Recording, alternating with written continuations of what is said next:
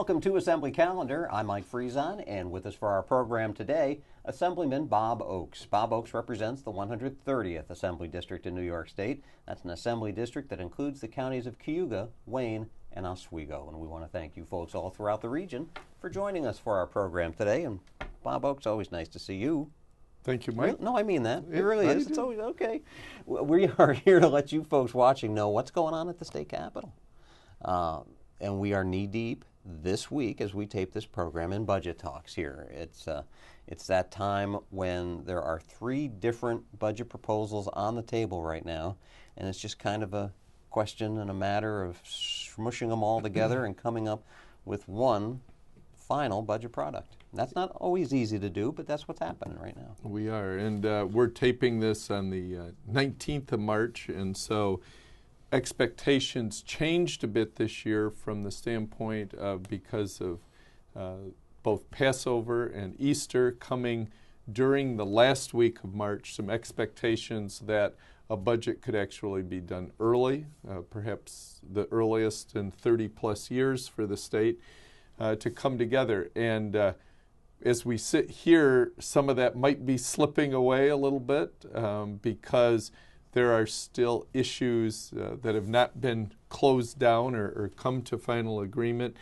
A lot of this is behind closed doors, and I'm not behind them, or people who are talking to me regularly aren't behind them, and so I can't give you all the specifics of where we are, but clearly there's a number of issues working. Some of the determinations might be, let's just take that and put it aside, and we're not going to deal with it in this year's budget. We're going to agree on the things we can agree on, and we'll deal with some of the other issues later on. To get to the point where I described, where you've got a proposed budget from the governor, you've got a proposed budget from the Senate, and you've got a proposed budget from the Assembly, to get the Assembly budget, in your case, as a member of the New York State Assembly, the ranking member of the Assembly's Ways and Means Committee, that means that the Assembly must meet and pass what's known here in Albany parlance as a one-house budget bill.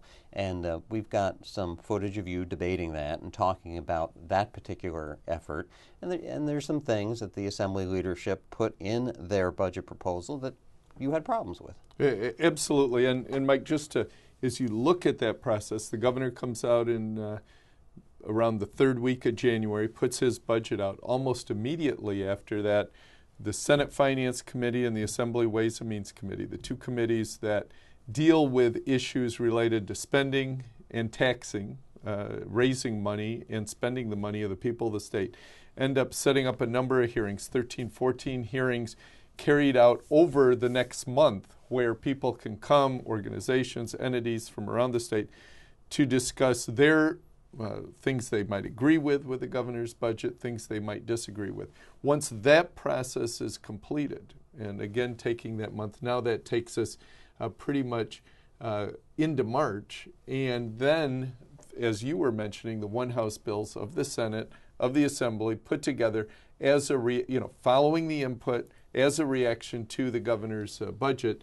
And so clearly those are ways of establishing what are priorities for the Assembly majority or the Senate majority as it responds to the governor. And we as a House, as the Assembly, voted on whether to accept those changes. But again, it's more of a statement than it is reality, because then that starts negotiating. Right, and in a sense, each of those budgets creates the line in the sand to see whether legislators are prepared to cross it or will not cross that, and that's where all the negotiations comes in. So let's see what Bob Oaks had to say. Some of those areas he thinks equate to lines in the sand that need to be crossed, and then we'll come back. We'll talk more with him on today's issue of Assembly Calendar. I've asked a number of questions. There's still a number of issues, and I know others may choose to talk about, but I think when I look at this bill as a whole, we end up in the state, we've missed some opportunities. Opportunities to strengthen the business climate of the state. Actually, we've shifted what would have helped some businesses to using that money to spend somewhere else. The economic development doesn't happen by us taking some few $1,000,000 and putting it here and putting it there to target things that can help in specific areas, but that doesn't change the overall business climate, the economic climate, and the climate that raises taxes and the funds that are used for this body, this state legislature, and this state government to spend on the needed programs across the state. Where's the mandate relief? Where's the regulatory relief? Where is the relief to our municipalities who are struggling? Where is the support that will make our business climate in the state a better one? We can target all we want, but again, if we don't change the overall climate of the state, we are not going to have a successful future. I hope that in the negotiations that follow from this resolution and we follow to a final budget, hopefully we will do some of the things that start to move us on the path to have a stronger New York. And with that said, I'm constrained today to vote in the negative and would encourage my colleagues to do the same. Thank you. Just before we looked at your comments there, you talked about the process and gathering the input and then developing each of these budgets and then the negotiations that takes place. Part of, I would guess, that input comes from the people back home that you have a chance to talk to and meet with and who say to you, maybe they're a small business owner, how a particular thing like the minimum wage, maybe we can talk about that a little bit later, how it might impact them, and that gives you your starting point on how to approach a lot of these issues that are included in the budget. Yeah, absolutely, and this is these documents. Actually, the overall budget is 10 different budget bills that stacks up about like this. When we did the resolution, this resolution, it was simply a one vote. Either up or down, you take all the changes the Assembly is proposing or not. And again, it's more of a statement than, actually the policy that's going to be for the future of the state.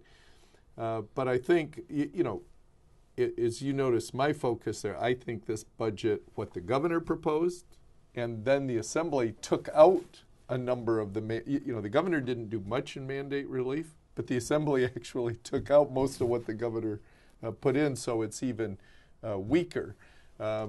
They, as far as giving businesses some break that they can see the economy's better, stronger, less of a maybe regulatory invasiveness with it's going to cost them greater money, that again was not a part of that. So that was my focus there, and my hope, as I said on the floor, but also today still, is some of those important things that can either keep us moving. We've been making progress. Are we going to keep going that way, or are we going to start reverting to our ways of the past? One of the things, one of the issues that you stood with many of your Assembly Republican colleagues on yesterday was the issue of a utility tax, which apparently is on every New Yorker, whether you're a residential utility user, business.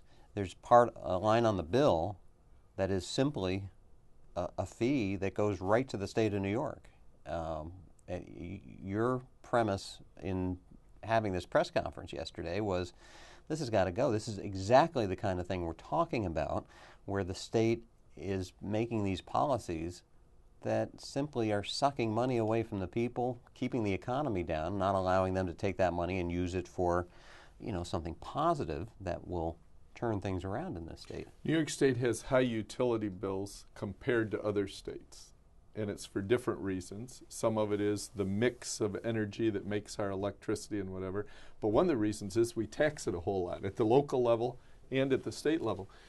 A number of years ago, an 18A, that's a section of the law that was an assessment was done to raise money, and somewhat conceptually you might agree, or you could at least understand it, to raise money to then recycle that money and do some grants with energy efficiency, alternative energy, and whatever. So we're all paying on a regular basis some money to put in a pot that's helping New York come up with alternative energy issues. We could argue, is that a good thing or not? I guess, it has some basis to it. Well, in 2009, the 2008 recession, revenues start tanking for the state. The state's looking at ways to make up money. Then Governor Patterson ended up saying, okay, we have this 18A assessment. Let's put a surcharge on. It'll raise $500 million, help fill the hole created by the economy tanking. They put the surcharge on to end at the end of 2013. Well, sunsetting that surcharge now ends up all of a sudden going, you know what? We'd really like that $500 million to spend again for the future. Let's up it for another 5 years. And people will come to expect. That's one of the reasons.